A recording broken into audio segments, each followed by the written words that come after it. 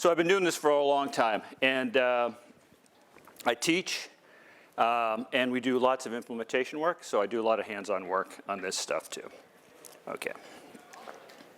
All right, so since I'm the intro for the 2 days, we're going to go over a number of topics, and there'll be a lot. I'll try to hit some key points.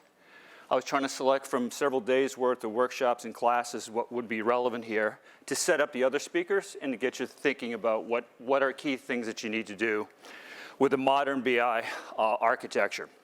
We're going to start off a little bit with the mistakes that we made or where we are. I'm sure most of you know where we are, but history repeats itself, so it's good to consider why we are where we are. One of the themes out of here, too, is that despite the fact that we have a vendor showcase, tech doesn't solve our data integration or our analytics problems. Architecture, process, design, and cultural issues in companies do, not tech. Tech comes and goes, and you can use lots of different tech to solve the problems if it's designed right. So that's one of the key themes out of this presentation. So we'll talk a little bit about our current state of BI and analytics. For lots of reasons, we're in these 4 states. One is we have lots of silos. Our organizations are set up as business functions. We have different business units. Our source systems, our ERP systems, et cetera, are all set up to handle functions because it's more efficient. But then we somehow have to get that data together and get people to agree to key performance indicators and key ways to look at the business. So we're set up as silos, and we implement data integration and BI and analytics in the silos architecture. Second, we have lots of queues for people trying to do analytics. Now, this queue isn't just for IT. One, it's for the IT group. I contend that it's a bimodal distribution. The IT group that isn't successful has a queue, but the one who's wildly successful has a bigger queue because people want more and more information from them. The second thing is this is also the power user or the data analyst in each business function. That person is generating lots and lots of analytics through spreadsheets or data prep tools in order to solve and help their fellow peers in their organizations. 3 is we have lots and lots of tools, lots and lots of hype.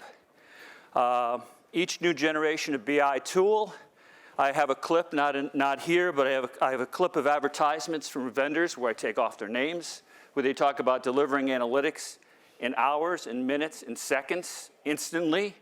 Not only data, but information. Not only information, now they're using insights.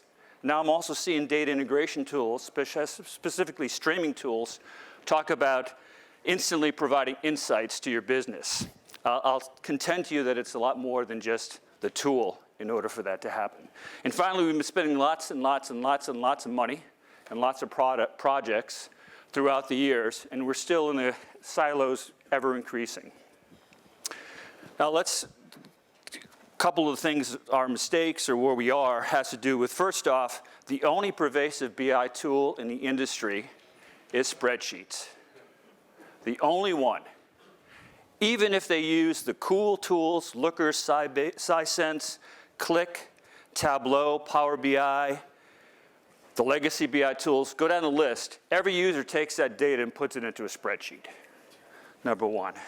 2 is, and even worse, 10 years ago for TDWI, I wrote a research paper with Wayne on data shadow systems. So the issue isn't like a spreadsheet being used for reports, that's fine. But the issue is we have, as that diagram shows, we have spreadsheets or series of spreadsheets. I go into financial services companies or insurance companies, and there can be, in one retailer, 10,000 store retailer, 800 spreadsheets, worksheets used to analyze merchandise data, merchandising operations within a company. Now, it's a pharmacy company. They make all their money off the front of the store. 800 spreadsheets that started off as 1 or 2, and months and years later, it's 800 spreadsheets in order to analyze merchandising data. They had Teradata, they had terabytes of data, all the cool tools, BI tools, data integration tools, so business users were using this. The issue with Spreadmarts isn't the spreadsheet, it's the fact that the spreadsheet's being used for data gathering, and why there's so many worksheets is each worksheet corresponds to a pull from a database, a query. And then there's lots and lots of worksheets to transform the data, also to include some cool stuff that they have on their desktop, and then finally to do reporting. So we have lots of this going on. Gartner estimates that at least 80 to 90% of BI is done in spreadsheets, and I'm sure that's conservative. Second, I mentioned the cool BI tools, and they're great, but they're the new Spreadmarts now. Between data prep tools, data discovery tools, people are using them to feed into spreadsheets, or they're getting the data in spreadsheets, those data shadow systems, and they're displaying them in Tableau or Click or Power BI because they're much better than the visualizations in Excel. Although, of course, with Microsoft, with Power BI, that's all changing too. So we have lots and lots of sort of these data shadow systems that are out there. Now, the current state of data integration, I don't want to just blame the business people. The business people create data shadow systems not because they want to manage 800 spreadsheets, but because they got to get their job done. And it starts off as a spreadsheet or two, and then it grows over periods of time. And it's basically data superglue. They're filling in the gaps for the integration and the analytics that's not happening in their space. But on the IT side, rather than looking at, ironically, integration holistically, people look at integration by where the data is being integrated. Cloud, app, business to business, data integration, all the ones in the middle. Cloud integration, app integration, data virtualization, IoT integration, et cetera. So our integration projects are also usually siloed. And more, as we'll talk later on, all those tools are overlapping. So we have 7 different tools to do something that one tool should do. I'm not advocating get rid of those other 6. I'm just saying we proliferate, even on the IT, that. The second thing, and even more important, is we love to code. My company does lots of assessments with large companies and how well they're working. We go and we look at Informatica, DataState, InfoSphere, lots of other products, people implementing data, trying to load it, wondering why it's so slow. We had one public university was pulling data. It was taking 1 hour and 15 minutes to load their student data on a change data capture daily basis using Informatica. And this is no offense to Informatica. I love Informatica. Great product. Started looking at the code, right? I said, show me that source. Clicked on the source. There's 200 plus lines of SQL code with 17 joins. I said, oh, that's probably atypical. Okay, let's do this one. Now, I do know PeopleSoft. I've done plenty of university implementations, so I did understand what the workflow was going to be. Next one was the same one. Then we got into, have you tuned anything? Have you changed memory, block, commit size? Nothing. Basically, they were using Informatica, and I've seen this in countless places, financial services, retail, insurance companies. They're using Informatica, or it could have been ODI, it could have been DataStage, could have been any of these tools, just to run SQL scripts. And you have no advantage of using Informatica if you just run SQL scripts. You might as well just do custom code. Plus, we have lots of people who love to do custom code anyway. I have lots of people tell me they do custom coding versus the data integration tools because they can do it faster. We'll talk about that in a little bit. So we have lots of that. So the bottom line is, both from the IT side and from the business side, we have the accidental architecture at most companies. I started using this. I was a quote-unquote thought leader for Informatica Enterprise Information Management years ago. They created this for my blog. They said I could use it. At every client I have, I could give a big Visio or other workflow diagram of their workspace, which we eventually do, all the different applications and the internet connections. But I start off with this. A lot of my peers said, you're going to insult the client. They always laugh and say ours is much more complicated than that, which it is. So we start off with that as a diagram. And I do know nobody has the ability to go to a green field. So a lot of the stuff we're going to mention is going to be related to that. let's talk about 3 slides and traps. The first, the one trap. In every other industry, customer segmentation, in fact, a lot of analytics deals with that, has to do with what products fit which type of person, right? That's how you market it. Why is it in our industry that we go to the upper quadrant or the top of the wave, and the product with the most checklist items is the tool you should pick? A lot of these tools are inappropriate for people who don't have the skill sets or the time to use those tools. They're much more, plus also different integration tools, different BI tools, different data prep tools are geared toward different use cases and different types of analysis. You should first understand what the use cases are, and then pick the tool category, then find the tool. Not pick the tool and use it for everything that's related to integration or everything related to analytics. So we don't have one size fits all. One vendor is not the bastion of every product that is out there. They can acquire lots of products, but usually when they acquire lots of products, they don't really work. They don't play together well. And so that's one of the issues. The second issue is the technology trap. Each, as I mentioned about the BI vendors and the stream integration vendors talking about doing things, insights in seconds, each new generation of BI tool, integration tool, is certainly easier to use, faster to use, better to use than the last generation. But each of them go through a marketing life cycle where they claim you don't need a warehouse, you don't need integration, you don't need IT. Then at some point they realize, well, maybe we do. And things like data governance and privacy and security sort of prop up. So this is an area, people, especially in the US, people love products. So if we can have a product solve everything, big data was going to solve everything, NoSQL was going to solve everything, AI was going to solve everything, machine learning is going to solve everything. All those are great tools, but they have use cases. You need lots of data for machine learning to work. A lot of people don't have lots of good, clean data for that to work. It just isn't necessary for all the different use cases. And the cultural trap. Now this happens time and again. We did a year-long data governance project for one of the top STEM universities in the planet. They think they're the top.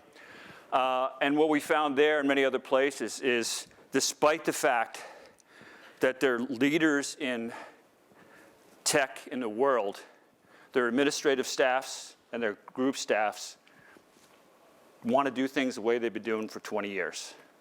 So we asked 3 associate deans to give us an answer in the same school of engineering. All 3 of them gave different answers. They went to different views, produced different queries, used different spreadsheets, and came up with 3 different numbers for the same question. This happens all the time. And they kept saying, Rick, we don't necessarily need to change, we're doing things well.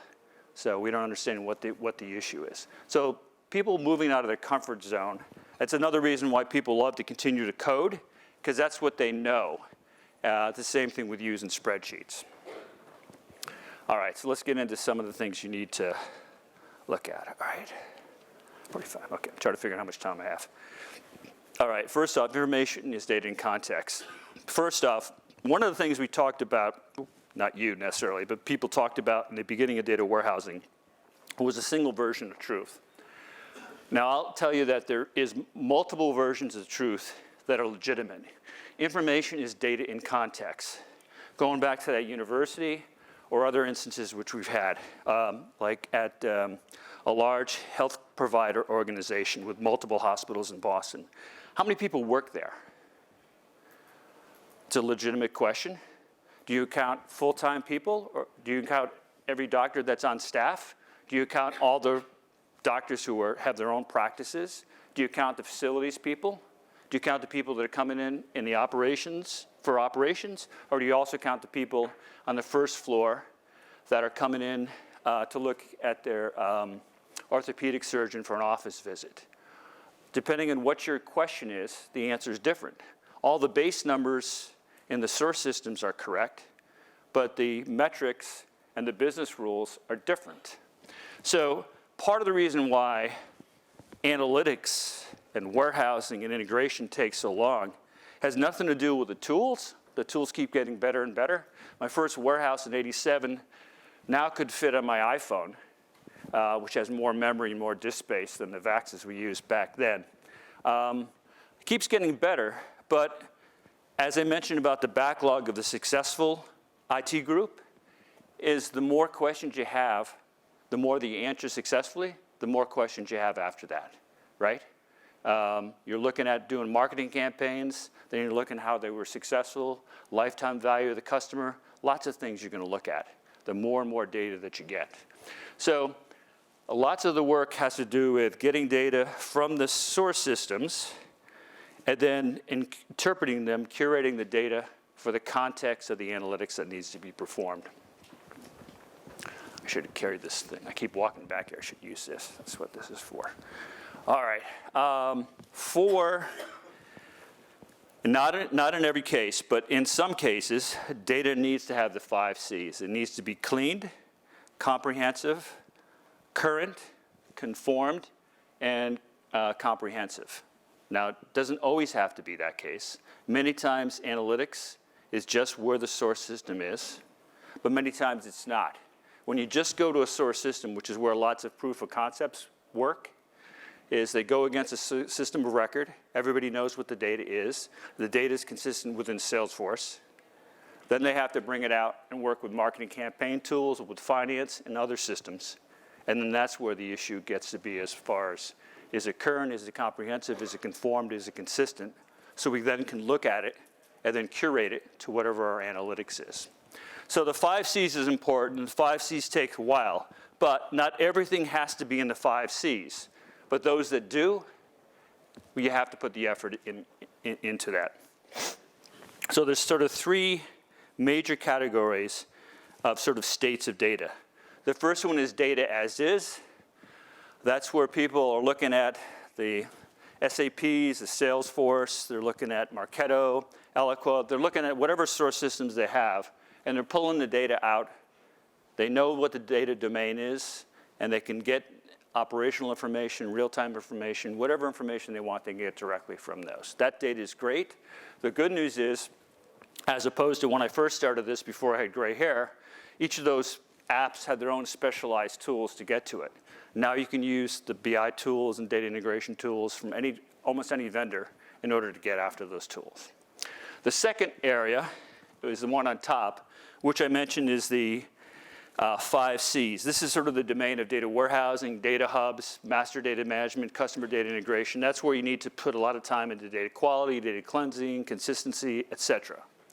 Then you have a huge block of data, which is curated data. Now, in the past, curated data was always either IT or it was those spread marks. But now with the emergence of different tools we'll talk about later, and you'll see in other presentations, data prep tools, data discovery tools, and other tools out there, that can be accomplished by data analysts and business analysts and others not in IT. So it can be a mix of people that can actually perform that. And the recommendation is really to actually change who does what in your organization.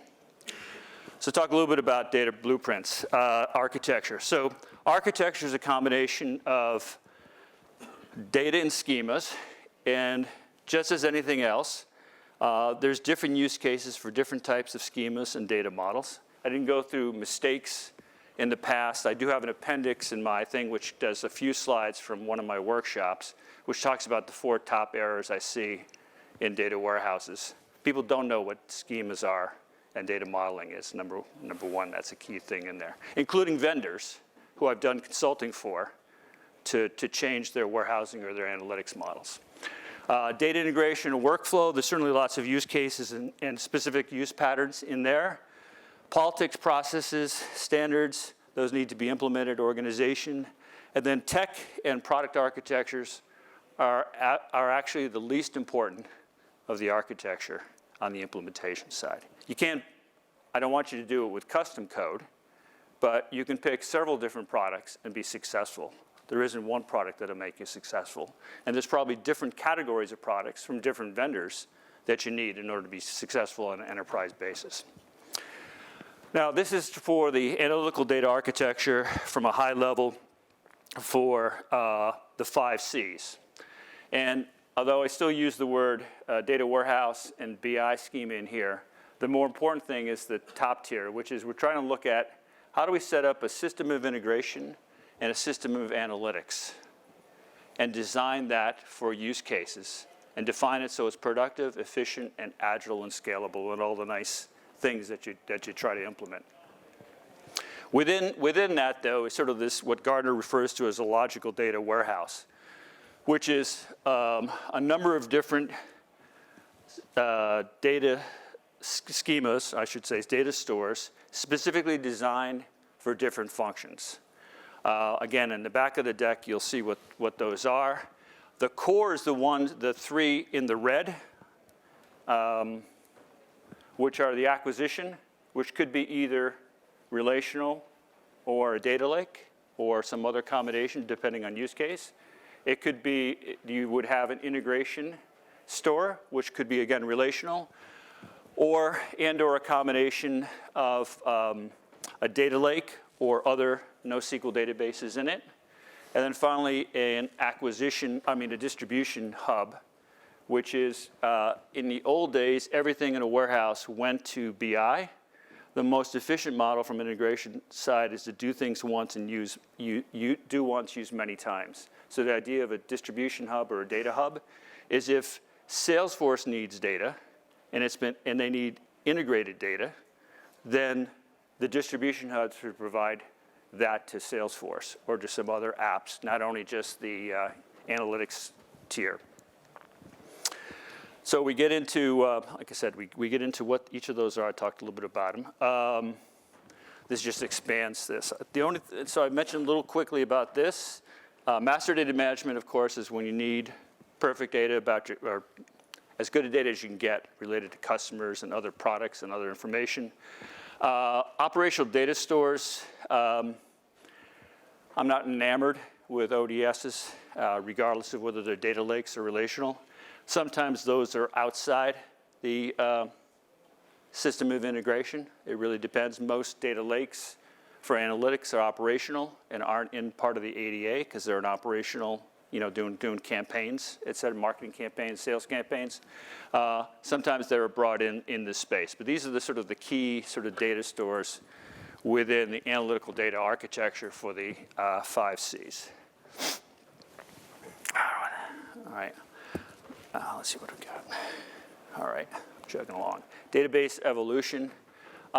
First off, like I said, not only did I do my first warehouse in '87, I first started using Oracle in 1981. So you can see how fucking old I am. I'm old. I didn't think I'd be doing relational databases at this stage in my life, but still 70%, according to Gartner, applications are still relational in nature, at least through 2024. So relational is still out there. Relational started off as a toy. There were several other network, hierarchical, other database schemes at the time. It eventually evolved into an operational system. And then sort of supposedly all things for all people. So in the 90s, we got into where we have blobs and we're trying to do everything, which you couldn't do. But they try to do everything. But the 3 major vendors, with the 4th being Teradata, the solid vendors had been around for 10, 20 years at the top of the spectrum. At this point, and this is really high level, I know there's in a couple sessions, there's one specifically about databases, but I'll give you the high level synopsis of where we are in databases. So we still continue to have relational database as a key toward transactional processing and data warehousing and master data management. Although OLAP cubes are certainly used for BI, the best practice at this point is columnar databases, whether it's wide column databases, columnar databases, or column stores within Oracle or SQL Server. One of those combinations, that's generally the best practice for BI. We have certainly Hadoop used heavily, and as well as in a NoSQL space, key value, column graph, and column databases, wide column databases. All of those have specific use cases. All of these can be used within the analytical data architecture. based on use cases. On the bottom tier, we have things like in-memory analytics and in-database analytics, MVP databases, in-memory, cloud, DB appliances. All those are really sort of rolling into the idea of a multi-model, multi-schema, or a polyglot database. So in the long run, you'll get a database management system that will have relational, columnar, and other constructs built within a Hadoop. And it will manage where the data goes, or you'll maybe coax it a little bit. But you'll have your data spread out across different data structures based on use cases. Relational doesn't solve everything, but neither does Hadoop. So you need the combination of what works best for you. So the long term, certainly the top vendors are AWS, Azure, Google, mainly on machine learning, and column databases.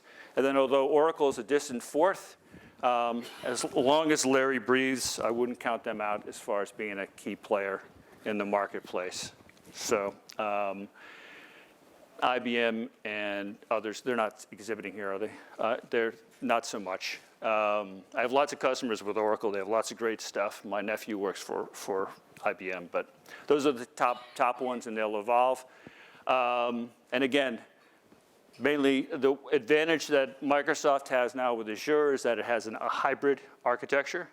So you can have stuff on-premise and cloud. Not everybody's going to be in the cloud right away, or maybe ever. That's really a cost issue and other issues related to it. But all of these providing different types of database structures so that you can put your database in the right space makes the most sense. And again, data warehousing, MDM, relational, hybrid dimensional models, columnar would be a logical dimensional model, and it could be either a wide column, a columnar database like Vertica, or column stores, the column indexes that are put into SQL Server, Oracle, and other databases themselves. All of them do the same equivalent thing, some more efficient than others, and data virtualization has a combination of a bunch of these things embedded in the tools too. All right, what did we just do? Evolving data integration platforms, the Death Star. You can tell I'm a nerd, right? Because I have all these things related to. Data integration started off as ETL tools. The app integration tools also really started off as code generators. Very simple capabilities that they had. And to be honest, in the early days, coding was faster and probably just as efficient as using the first couple generations of these tools. But then they evolved in the 90s and later with more sophisticated data integration servers that predated a lot of the capabilities that the database vendors eventually had, like parallelization and other things. So we had the ETL model with extract, move the data to a data integration server, and then out to the targets.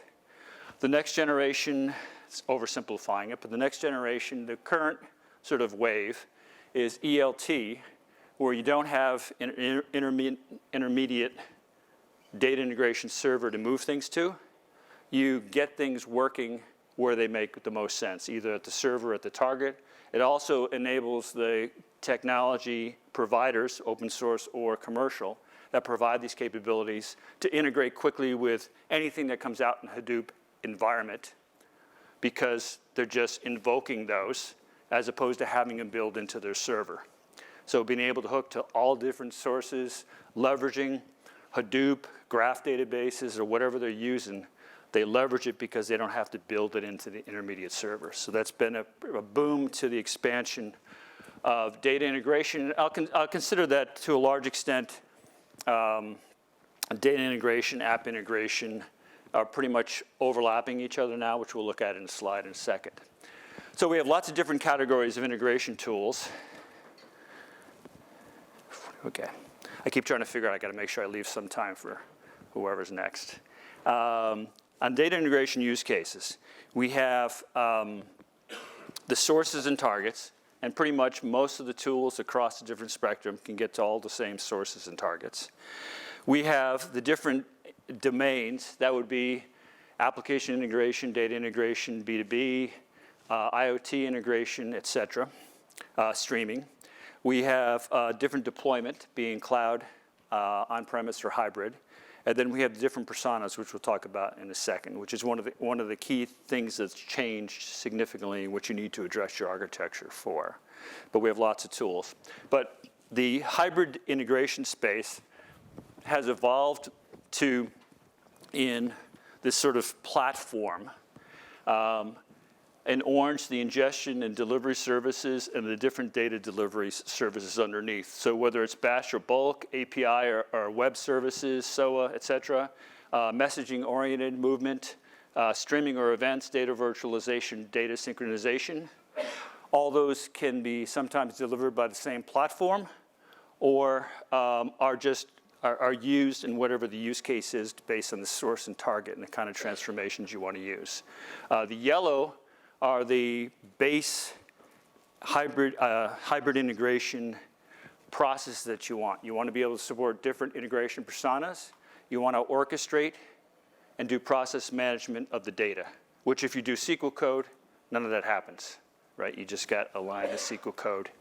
And then in the middle, the green is related to the specific information category domains. So if you're doing data warehousing, that will include change data capture, slowly changing dimensions, hierarchical management, bridge management, go through a whole bunch of things. If you're related to app integration management, there's another set of services that might be specific for those. So in the green, you'll have specific services. But if you look at any tool, Informatica, Talend, SnapLogic, go through the list, you'll see hundreds of different transforms that are available from those vendors.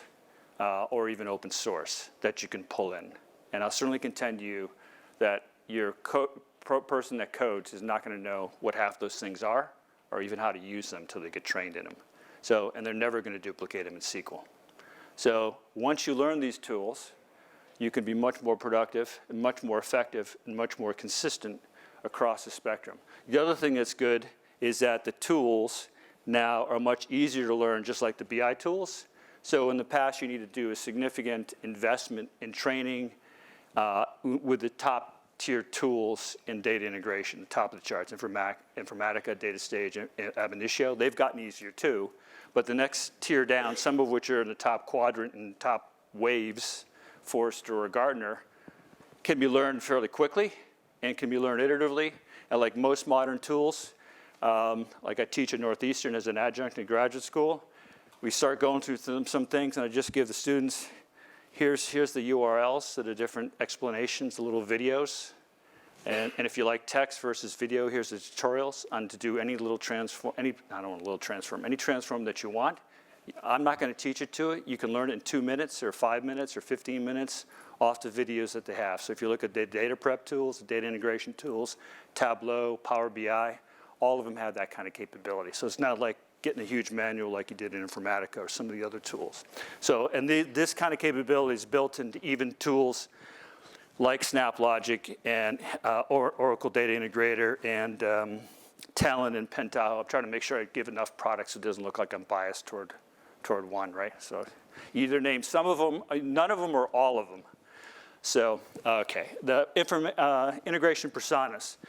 So one of the key differences between the past and that you got to incorporate in the data in your architecture and your standards is the fact that just like BI is no longer just the domain of the IT people, neither is data integration. So I use Revenge of the Nerd pictures. I'm a nerd, so I use these in lots of my presentations. I used them in Northeastern, and a lot of international students have never seen it. Plus, the students are like my kids' age now, so right, they're in their 20s, so late 20s. So they don't never seen this before. So I used to say that was my high school picture, and they all believe me. So I don't use that anymore, unless I do want to tease them. They also don't get my humor to a large extent anyway. Nobody does, but particularly if it's international students. 3 tiers of integrators. The first is the professional integrators, app integrator, data people that do it for a living full time. You know, they're in an app integration staff, they're in a data warehousing staff, a BI staff, et cetera. Then you have the ad hoc integrators. Now, the top tier products, moving into the warehouse, MDM, They sort of live and breathe data integration or app integration. The next tier down, these are people that are in different business units, are in small to medium-sized businesses, where they're doing lots of things. They're not just doing data integration. So they can't spend 6 months learning a particular tool. They got to be able to use the tool. They also have to be able to understand the concepts fairly quickly. So that's in sort of the line of business and small to medium-sized business IT. And I'll also put the data engineer and data scientist in that category too, to a large extent. They're not full-time integrators. If you ever work with any data scientists, they're doing lots of CSVs and flat file extracts. Now, some of these things are getting easier and easier. There's more and more data prep and other tools to be able to do that. But by and large, these people also need the same kind of tools or similar kind of category tools that the line of business and small to medium-sized IT group finally use. And then finally, there's a data analyst and business analyst. The data analyst, there's sort of 2 tiers of sort of people working sort of doing business analysis. There's the folks that know the business, can generate reports, and there's the go-to person that used to be referred to as a power user in every group that would do those spread marts. And that when Alteryx or some other data prep tool, they're the one who knows that tool, and they do all the work. So that's the category, the self-service integrators that this is really geared toward. All right, I gotta do this quick. All right, so on the system of analytics side, there are both databases, which we already talked about, columnar databases, et cetera, different data stores, different BI tools, some data management and metadata management, and architecture supporting both information consumers and producers. There's 4, we'll do this quick, but there's 4 categories of reporting. There's descriptive analytics, where you're just getting reports of what things got done. Diagnostic, meaning why it happened, or what happened, or what the exceptions are. And then, of course, all the articles talk about predictive and prescriptive analytics. Along the spectrum, we have the personas of the information consumers, the casual consumers. We have the business analysts. Then we have the data analysts. And finally, we have the data scientists and data engineers. And they have, which we'll talk about real quick, different architectures to enable what they do. And this gives you, I'm not going to go through it. This just gives you some categorization of this along the spectrum. All right. The other thing to realize is that there's also semantic layers. In the past, with legacy tools like Cognos Framework Manager, Business Objects Universe, MicroStrategy, Repository, et cetera, the user sort of had a controlled environment. IT defined it, managed it. Then it went out to spreadsheets and all hell broke loose, but it was managed in this space. Now, though, we have tools like Tableau, Qlik, Power BI that don't have that semantic layer. The yin and yang of that is the reason why you can deploy it quickly is you don't have to create the semantic layer. But the issue that you have is you don't have to deploy the semantic layer. So you're seeing things fill in like data virtualization and data cataloging or data governance technology in order to provide that semantic layer across the BI environment for the business user. So you see Elation, Calibra, and other products that are out there that are emerging that are filling the gap across these different technologies. So that's important. We're sort of losing, by being agile and being able to do self-service BI and self-service data integration, we are losing some stuff. So it's being filled in this type of architecture. So the traditional BI, we got BI tools, we got a data access layer, and the sources. When we get to self-service and guided, we're expanding it to include data discovery tools, some data prep tools, and usually columnar databases and potentially data catalogs. So we're sort of expanding it to all these things in here. Two architectures to consider, especially for the data analyst, is one, an analytical sandbox. This is the case where, as opposed to just taking spreadsheets, the idea is you'd either provide them with a database and an environment to work with, virtual environment to work with, or spin them up on Azure or AWS, where they could create their own tables and they create their own databases, create their own tables, have data prep tools to move data in and out, and can do whatever they want in that space. as an alternative to just spread marts. Most analysis, 80-20% of the analysis is ad hoc versus recurring. The data that's going to be recurring, the analysis is going to be recurring. Then you decide whether that gets into a curated data set that's shared. And just as you publish a dashboard with the data discovery tools, you'd also publish a data set. And so you provide rules as to what guidelines, data governance rules. I wouldn't say IT generates those. This is part of a data governance umbrella, which includes the publication of dashboards and data sets accompanying, curated data sets accompanying the dashboard. But the idea here is that the data analyst or the data engineer is self-sufficient in this environment. And they don't have to ask permission from the IT group. They don't ask permission with the spread mart. So, and if you're going to do a BI project, those are the same people you get requirements from. So it makes sense for them to be on their own. Data science is just sort of the analytical sandbox with the addition of statistical and predictive modeling and other more sophisticated tools to do predictive and prescriptive modeling, also to version control those, manage them, publish them, et cetera. And sort of as sort of the progression with the data in a self-service BI journey is people start off with spreadsheets. They get desktop copies of these data discovery tools or cloud copies. They start sharing things informally. If it's on-premise, they get a server to share sort of the costs. But at some point, they decide to start looking at sort of a data-governed environment where they actually have who can actually create curated data sets, who can publish them, who can create dashboards, who can publish them, and who can modify them and work on there. And again, that's business-driven, not IT-driven. So that's one of the key things. We've seen a lot of this success for this, most importantly, when it's grassroots-driven. Most of our data projects in the last 5 years have really been really been from the business, not from IT. A couple slides real quick at the end here. Emerging category data catalog and data governance. Key things, I don't know if you have any vendors out there today. I think you Data Kitchen, but I don't think you have any other vendors out there. This is an emerging category that is going to be crucial to long-term success of data governance and self-service BI. I have the shot from moon landing.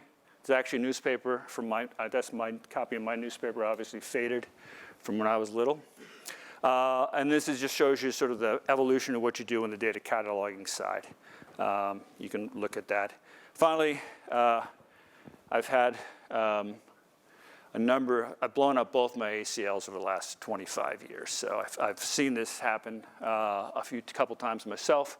But people, politics, and processes are one of the key issues that we have in implementation. The final slide is just that when you look at data governance, we often look at the back end, all the source systems. We really need to start it off from the front end, from the key performance indicators, and agreement as to every significant business project has key metrics that the business is judged by.